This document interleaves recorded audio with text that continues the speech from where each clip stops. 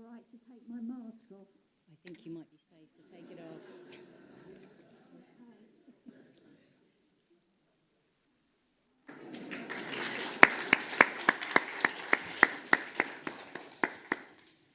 Well, welcome to the Museum of London and our lovely plague doctor for today's lunchtime lecture, Plague Bones, How London's Black Death Became a Tropical Disease. There are some diseases that have had a profound effect upon us, and the Black Death is one such disease that's had a lasting impact. And research into the Black Death and other diseases provide a fascinating insight into the past, learning about their mechanisms and the cause and effect on past populations. The Museum of London is very fortunate to actually curate over 17,000 archaeologically derived human skeletal remains that are a direct link to the past and have actually aided in such research. In advances in technical sampling, they've actually been able to provide unique data about the Black Death itself. And these collections and other collections are an exceptional resource for Dr. Reeves to be able to investigate and learn much more about diseases of the past and those affecting populations in the world today. So it's with great pleasure that I introduce Dr. Carole Reeves, our lovely plague doctor, who is a medical historian at UCL and whose two areas of speciality are infectious disease and madness, and both of which will come together in today's talk.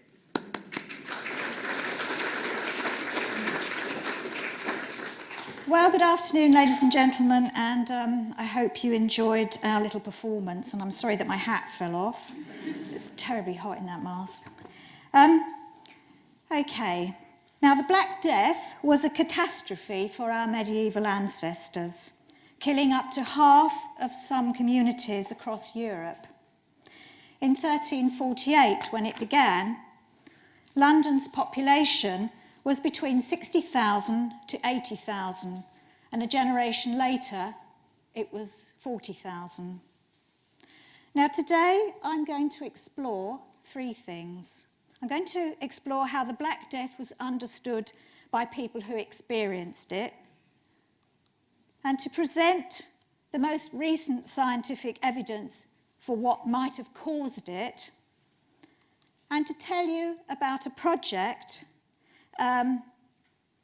which we use the technology that we at UCL are doing, which we use the technology from a recent Black Death project to give us more information about another disease which caused great distress to some of our city-dwelling ancestors, and that's marsh fever or agues. Now, the first thing to say about the Black Death is that nobody called it the Black Death in the 14th century. That term appears to have been first used in the 18th century. The words plague, pest, or pestilence were the most commonly used terms.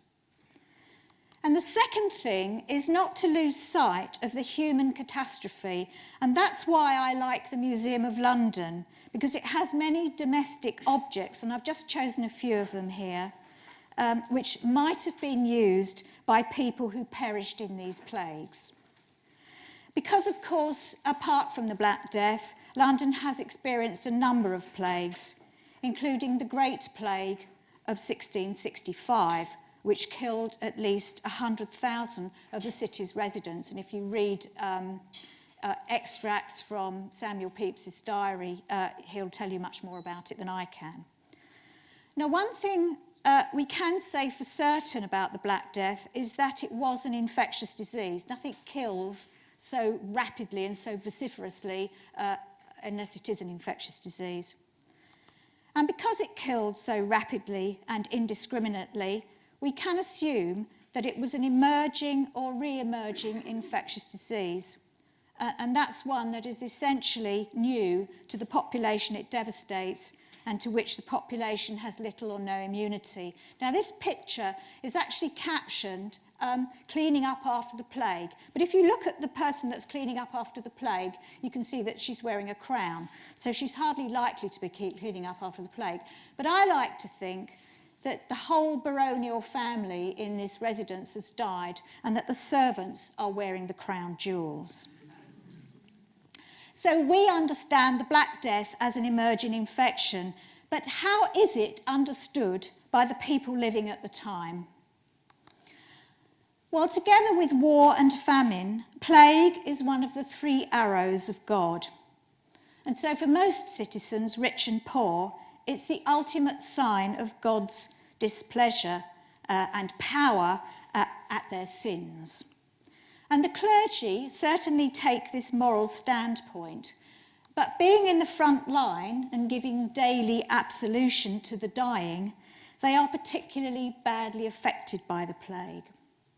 Up to 70% of the English clergy perish, along with 1 in 3 cardinals and 3 archbishops of Canterbury. And just a reminder here that the clergy is, of course, under Rome's jurisdiction at this time. The Protestant Reformation is yet to happen. In Rome, meanwhile, the French Pope, Clement VI, asks the cream of the medical profession, which happens to be in Paris, to investigate the plague. And the top doctors conclude that the immediate cause is astrological. The conjunction of Saturn, Jupiter and Mars in the constellation of Aquarius in March 1345 has caused hot, moist conditions which forced the earth to exhale a virulent sulphurous miasma, or in other words, an evil-smelling air. Now this sounds like an earthquake, and indeed, a powerful quake shakes Italy to the core in January 1348, immediately preceding the onset of plague. And this is very important. Most people accept that stinking, poisonous vapours from any source, but particularly rotting refuse, sewers and stagnant pools, carry disease that can enter the body either by being breathed in or indirectly through the pores of the skin.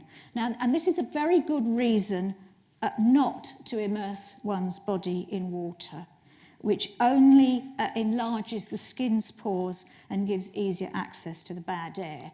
Now, we do have a very nice medieval photograph of baths here, but as you'll probably imagine, baths were not at this time used for cleansing the body. They had another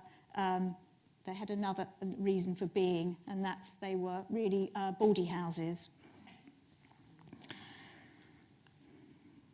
The idea of things going off or putrefying, dying and stinking and thereby causing disease are very powerful in a culture where people live by their senses and much closer to the natural world in ways that later generations do not, and of course we don't. When the signs of plague are first seen on humans, black spots, large gangrenous swellings called buboes under the arms, in the groin and the neck, a venomous fever, fetid breath, and sometimes blood vomiting, the idea of putrefaction seems horribly real. Putrefying plague bodies are believed to carry putrefaction to other bodies, and so the plague spreads with terrifying and relentless speed, sparing no one in its path and often killing its victims within 3 days. And where are the doctors? Well, in the 14th century, there are only a very few small number of elite physicians available to the wealthy. The range of practitioners and healers for everyone else includes barber surgeons, apothecaries, herbalists, midwives and monks. The plague doctors of later centuries, their long beaks, these long beaks, were stuffed full of herbs and fragrant spices in order to ward off the evil airs. And they develop a range of treatments based on their understanding of the disease and their understanding of how the human body works. And as you can see from this picture, I'm actually, my costume was specifically chosen to match exactly that image there. I have to say that the hat doesn't really fit on top of that. It fitted me, but then, of course, when you put it on over the mask, it's not quite such a good fit. But this was a protective costume. The other thing that plague doctors carried were these lovely fumigating torches, and they would be filled with an incense, and they would be carried and lit in front of them to, again, ward off the bad airs. And the things they did were bleeding, purging, sweating, blistering, cupping, to draw the poisons out of the body. Hope you like my picture of buttercups. These are glass cups. Sometimes they were bronze, and they would be heated in a fire, and you can see the fire over here, to extract the air, so you'd have to create a vacuum, and then stick them on the back of the bottom or wherever, and that would draw out the poisons. And cupping is still used in Asian medicine, but for a slightly different purpose. Burning. Again, burning. These are cauteries, so that they would be, again, heated in a fire, and you might burn off the buboes. So burning or lancing the buboes is not only excruciatingly painful, as you can imagine, but tends to be a last resort, because once the buboes have appeared, the victim is generally considered to be doomed. And lancing buboes may indeed help spread the disease, because doctors who invest in a heavy-duty lancet like this one used it on all their patients, one after the another. So you'd lance a bubo, wipe it on a rag, onto the next one, wipe it on the rag, onto the next one. So we think that actually doctors were spreading plague rather than curing plague. But you have to remember, of course, that the concept of germs, let alone spreading them, is quite recent, and that only dates to the late 19th century. And if you can't afford to invest in a lancet, you might place a venomous creature, such as a frog, snake, scorpion, or crab, on a bubo to draw out the plague poison. And for the squeamish patient, a reasonable alternative is a chicken's bottom, on which salt is sprinkled to draw the poison. And for this to work, you have to hold the chicken's beak until it stops breathing and dies, hopefully before the patient does. Now, there's a story behind this image, because a couple of years ago I set a competition in the Young Archaeologist magazine to design a historical public health poster, and this was one of the winning entries, and I think you have to say that it's a superb public health poster, and it's perfect for this talk. One 17th century plague doctor with the very interesting name of William Boghurst, whilst considering this to be a really superstitious rubbish, put forward his own remedy, which is to cut up a puppy dog live and to ply him warm to the chest. Now you might wince, but it's probably better than snail tea. Perhaps it's not surprising that many people rely on charms rather than doctors. And in the city streets, fires are burned with oak and ashwood, fragranced with bunches of juniper and rosemary to cleanse the polluted air. You'll probably realise by now that the pressure of space for dead bodies during the Black Death soon became an issue and was solved by the creation of two large emergency cemeteries just beyond the city walls. One is at West Smithfield, and I've drawn the area roughly where that original cemetery was, and you can see that it's under Charterhouse Square and the surrounding area. And the other one is this very smaller, much smaller 4-acre site near the Tower of London. This is now Royal Mint Street, so this is where the second burial site was. And these were emergency burial sites.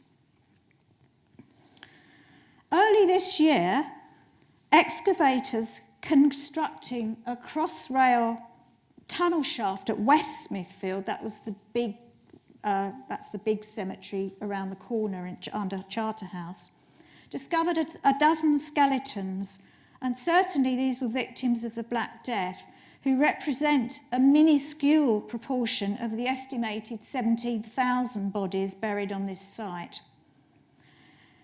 The other cemetery at East Smithfield, which held about 2,400 burials, was excavated between 1986 and 1988 by the Museum of London, and over 600 bodies were recovered. Now, despite this desperate need to dispose of bodies quickly, many were buried with dignity in wooden coffins and orientated east to west as required in the Christian tradition, and you can see that there. Those in burial pits were layered, often 5 deep, separated by a layer of earth. And in Florence during the Black Death, this was likened to making lasagna with layers of pasta and cheese. Now, you'll never eat lasagna again without thinking about the Black Death.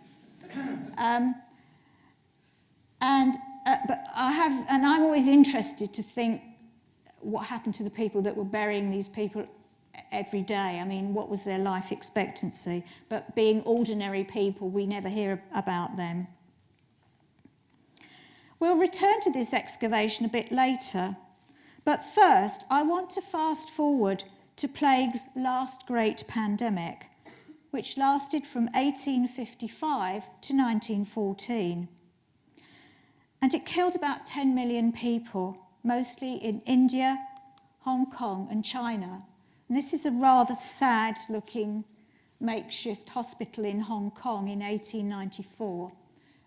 You can see that there's very little comfort for plague victims, probably most of whom would have died, and I think it's rather sad.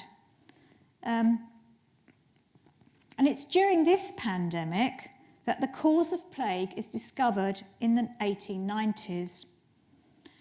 And it is indeed an infectious disease caused by a bacterium, Yersinia pestis, which infects rodents and is transmitted to humans by rodents' flea bites. By now, it's been renamed bubonic plague after the nasty buboes. And the black rat, Rattus rattus, becomes the evil monster in the story. And plague is reframed as a tropical disease. Although the fear that it will return to Britain via its ports does remain. And this, I think, is a very interesting image. It shows Liverpool Port Cemetery staff. Now, it looks as though they're dunking rats and killing them in that way. But what they're actually doing, because the rats are already dead, this is a rat trap. They've missed that one, of course, but they're actually dunking dead rats in buckets of petrol to kill the fleas. So this is what was happening in England at the time, and in London and in Liverpool. So people were very feared that this now tropical disease was going to come and attack everybody in England. The idea that it's no longer an English disease, it is now a tropical disease and threatened, the tropics are threatened. Remember, we're still a colonial country at the time. So the idea is lost in a way that it was actually a disease which, if you like, originated or certainly came into England and decimated populations. Many people at this time automatically assumed, of course, that all previous plagues were caused by the Yersinia pestis germ. But is this true? I mean, many historians say that we shouldn't actually be looking for the cause of a disease in the past. We should be thinking about how it's contextualized in the past and ignoring, in a way, a retrospective diagnosis. But in order to find out if we were dealing with Yersinia pestis at the time of the Black Death, let's return to our cemetery in East Smithfield. We don't know the name of this man, but he was young, aged between 18 and 25, and clearly had good teeth. About 12% of people buried at East Smithfield, because that's where he came from, were in his age group, and there was a significantly greater proportion of men than women. I don't know why, really. I mean, we can speculate, but we don't entirely know why. Now, we do know the name of this person. I think she's in the audience, but she probably isn't dressed like a 21st century plague doctor. But here she is. And she's Dr. Sharon DeWitt, a biological anthropologist from the University of South Carolina. And Sharon is one of the most recent scientists to analyse the East Smithfield plague bones. And in 210, she and her colleagues extracted tooth pulp from the young man and subjected it to the most recent DNA recovery and analysis techniques. They were hoping to discover ancient DNA, not of the young man himself, but of the Yersinia pestis bacteria they thought might be lurking in his molars. The difficulty of doing this, says Hendrik Poinar, one of the scientists on the project and to whom I am indebted for this slide, is like finding needles in a football field. And if you look at what you have to do, I mean, I'm not a scientist, so if you have got scientific questions, I'll try, but I might not be wonderful at it. I beg your pardon. Obviously, this is the pathogen. This is the Yersinia pestis. This is what you're looking for. But you've got all these other contaminants. You've got bacteria in the soil. You've got fungal spores. You've got human DNA. You've got a 600-year-old skeleton buried in the earth. So you've got to, if you like, filter out everything you don't want to find the thing that you do want. This is recent technology. And a very recent technology, which was what was used in this project, was that they used DNA sequences from a modern plague strain as bait to fish out the ancient Yersinia pestis DNA. So they targeted, that's what they were looking for. And what did they find? Well, they did find ancient Yersinia pestis.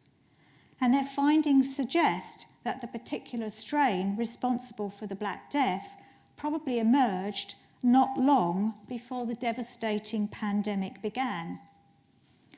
All modern strains of the bacteria seem to have evolved from the Black Death strain.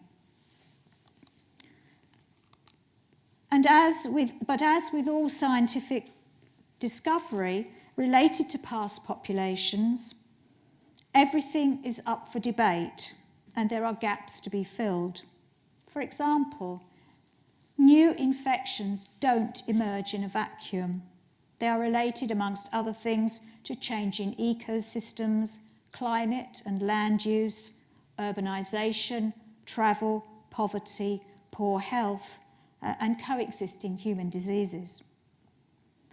There were, for example, a series of famines in the early 14th century associated with unusually cold winters and wet summers. It's all happening again. Including the Great Famine of 1315 to 1317, in which there was great poverty and starvation. There's a suggestion too that Yersinia pestis, there was mass movement of troops returning from wars and skirmishes in Asia and Europe, and the opening up of silk roads to traders, travellers and explorers, villains, crossing continents. And although the black rat has always played the villain, Yersinia pestis can infect other rodents such as marmots. So we're not specifically looking at the rat. So although the rat has had a bad press, and you all know that the black rat spread the plague, it may not have been only the black rat, certainly in other parts of the world. There is a suggestion too that the human flea played a role in spreading the plague so rapidly. And we know that most people, irrespective of social status, were infested with fleas, lice and intestinal parasites. And here's a great image of, this is a medieval image from a book on how to keep healthy, to show that this is a de-fleaing brush or delousing brush, and this lady's obviously cleaning her bed, but she's lifted up her skirt and she's being bitten by a bed bug. So this is very common, and infestation with intestinal parasites was very common. And coexisting infestations and infections such as tuberculosis may also have contributed to the high plague mortality rates. So we're looking at a number of, historians would pick up on a number of things that might be happening at the time. And now finally, let's return to our bad airs, or malarias as they were called in the ancient world. And you can immediately see the origin here of the word malaria. It simply means bad air. And malarias were the supposed cause not only of plague, but of recurring and intermittent fevers, which in Britain were called agues. And you can also see how the word ague can be got from plague. Agues are very well described by doctors from the 17th to the 19th century, and were particularly troublesome to people who lived in the marshy areas along the Thames, from Westminster to Southwark and into the estuarine marshes of Kent and Essex. Here the pestiferous vapours and fogs were believed to undermine the inhabitants' constitutions so severely that they were permanently ill and experienced higher death rates than those who lived on higher ground away from the bad marshy airs. And this is very well documented. In 1724, Daniel Defoe wrote a travel guide to the eastern counties of England, in which he claimed that men who farmed in the fens and were acclimatised to its evil vapours often sought upland wives, who frequently died after 2 or 3 years of marriage. Some men, says Defoe, had 10 or 15 wives during their own lifetimes. The reason that women didn't live in the fens themselves as much as men, farming the fens was a bit of a blokey thing to do. So single men would go, they might be ill, but the money was really good and the soil was really rich. So they were chancers. But in order to find a wife, they needed to go upland, and these women were not immune to they hadn't developed an immunity to these agues, so they did die. And so it is on record that they did actually have a number of wives. But they were chronically ill, and the children were as well. And although there's no absolute proof that the ague described prior to the discovery of the malaria parasite really was malaria, we have much written evidence to suggest that it was. In addition, malaria is spread by a particular type of mosquito called the Anopheles, and several varieties of which were found to transmit malaria after an outbreak on the Isle of Sheppey in Kent in 1919. And the Isle of Sheppey had previously been notorious for agues, and I've called this Dad's Army Fights Malaria because this is a contingent of soldiers from the First World War who were actually sent out to help drain the marshes after this really quite serious outbreak of malaria. Not just amongst soldiers returning from India and places where malaria was prevalent, but also people who had never been out of England caught it as well. So they went out to drain the marshes. And when publicity for this talk was being tweeted, we received an email from a New Zealand surgeon who'd worked at Westminster Hospital in the early 1960s. And he recalled being told about a malaria researcher who was importing Anopheles mosquitoes at considerable cost from Asia until a new lab technician stated that he could supply them much cheaper. So he collected them from the marshes to the east of London. So they're there, waiting for us. Agues didn't decimate entire communities in the manner of plagues, so we're unlikely to find an ague burial site. But over the past few years, I've been trawling 18th century archives searching for individuals who lived in areas defined as ague-ish and who wrote good personal accounts of their ague fevers.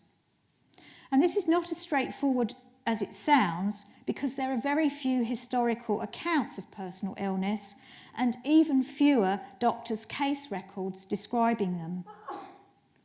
But people who do leave records are the clergy. So we're coming back now, full circle, to the clergy.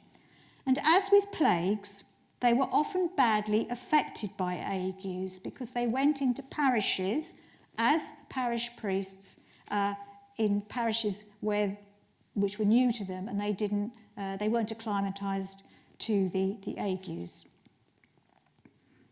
And they were often badly affected by them.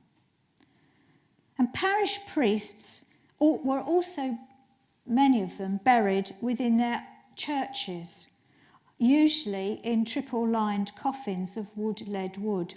So preservation is theoretically as good as it gets. And I hope in the near future to be able to show that this other English pestilence, marsh fever, was actually malaria, now also one of the great scourges of the developing world.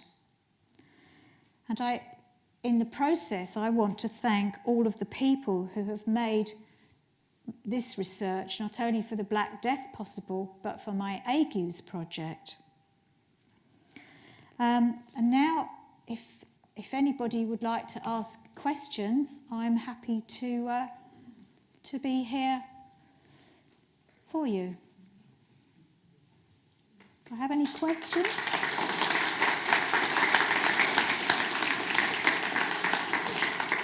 I think we've got a roving microphone, so...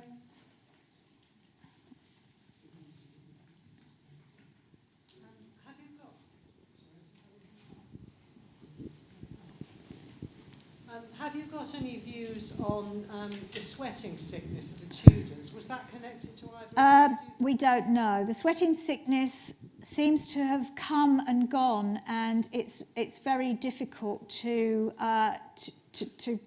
we don't know. I mean, it's one of those very unusual conditions that seems to have come and disappeared, and nobody's really come up with what it might have been. I mean, there are lots of theories about the sweating sickness, but from a food poisoning to anthrax but nobody knows, and it seemed to disappear. But this is what happens with infections. I mean, we know that the Black Death was an emerging disease, but we've had hundreds of emerging diseases. Obviously, HIV/AIDS is an emerging disease that really surfaced in the 1980s, although probably it was around before, but we didn't recognise it. So emerging diseases are happening all the time. So it could have been an emerging disease, and it went. We don't know. No, I'm sorry, I can't answer that question. I'm afraid that's an. So, somebody, did you have a? Yes. Is this working? At one stage, it was suggested that it wasn't actually from the fleas on the rats, and that it was something akin to Ebola and even AIDS. What kind of further information? Well, I mean, the thing is that yes, but they've found the Yersinia pestis bacterium. So so you can rule out Ebola, I think. Again, Ebola is a modern emerging disease. I mean, we don't know how old these diseases are, or you see some infections re-emerge because obviously the bacteria and the virus evolves, and they can evolve much faster than we can because they're reproducing very quickly. But I think having found the Yersinia pestis bacterium, yes, I mean, you can say now it's almost certain that that explains the Black Death. But nothing's cast in stone, I mean, historians are always a bit sceptical of everything, and that's what we're paid to do. And if we don't make it up, we lose our jobs. So we try and reconstruct what's going on. But I think if Sharon's here, she'll want to tell you that it's definitely Yersinia pestis. Dr. Lang, we spoke early this morning on the telephone. Dr. Langsman. Okay. Between the 1300 and the plague in 1600, in today's phrase, were any lessons learnt about treatment? Also, I can't really accept that they found bacteria in the dental pulp because that was formed between the ages of 6 and 20. And I can't see how bacteria could have got within the pulp.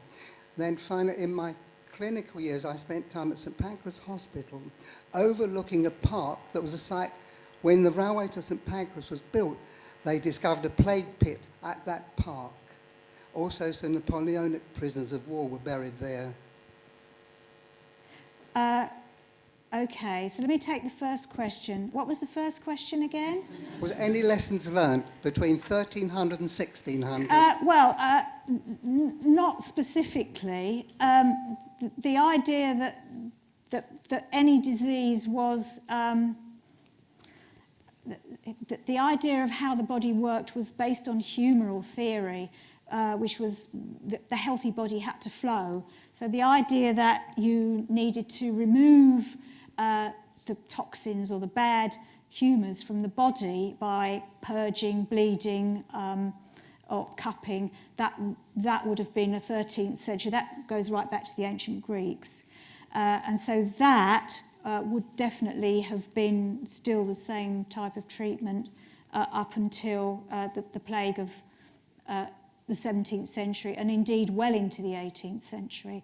So the idea of how the body worked didn't change, and so the treatments themselves didn't change. This mask was worn more by doctors in the later plagues than in the Black Death. I mean, I think only the Italian doctors in the Black Death era wore the mask. As far as... what was your second question?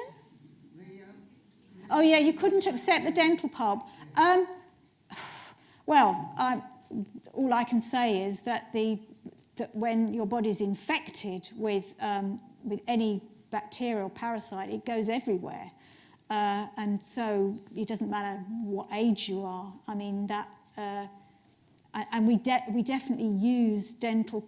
We do extract... in fact, you get very rich material from dental pulp, as you do from the sternum. And there are certain bones that when you're taking samples for analysis, for ancient DNA analysis, you would use certain bones which are very rich in marrow and rich in, this is where these bacteria sit. So I think that's quite widely accepted by bioarchaeologists. And there are experts here who are better placed than me to say that. And yes, I mean, there are plague pits all over London, but people haven't necessarily worked on all of them. But yes, I mean, there was a time. I don't know. Obviously, Yelena will correct me, but there was a time certainly when every single body or skeletal remain which was excavated in London, building the underground, etc., came into the Museum of London. So there's material, on which this research can be made. But I don't know whether any bodies from that particular plague pit came in. But you do have to work on the right remains. I mean, not everything that you excavate or exhume is suitable for research because it might just be too badly damaged. And in certain parts of the country, and this is my problem with my malaria, because most of my victims are in Essex and Kent, but the soil is very acidic. And so if you try to exhume a body in the soil from an ordinary gravesite, you'll very rarely get anything useful from those skeletal remains because they're too damaged, which is the reason that I'm looking at vicars or parish priests, not just because they left records and I have to have archival records of agues because I can't just go and dig up a body and, and do some research. There has to be a reason. You have to it's very hard to do that. You have to have a really good case and it has to go through a lot of procedure. So I'm looking at people who were buried within churches because I know that I get the best possible, preservation that I can, because if you're buried intramurally within a church, you have to be in a triple-lined coffin. That was the law. So it has to be wood, lead, wood. So you can't get evidence from anything. It has to be absolutely right. Yes.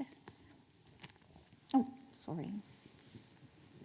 Talking of plague pits, when I was a child, I was told that a patch of land in or by Hampstead Parish Church was an old plague pit, and it couldn't be developed because if you dug it up, you would release all these plague germs. How much truth is there in that? Well, I think everybody who I guess that is theoretically you could, but people who do work, you saw that costume that Sharon was wearing. If you do work on material which is potentially pathogenic, you do have to be very well protected. Can I say something about Yes, Sharon. So I'm the woman in that horrible outfit. I was actually wearing that because I was taking samples and I didn't want to contaminate the samples. Okay. When I'm doing osteological work, I don't wear anything except for gloves so that I can get to the bathroom more quickly. Okay. I've been working on Black Death victims for 10 years, and I'm alive.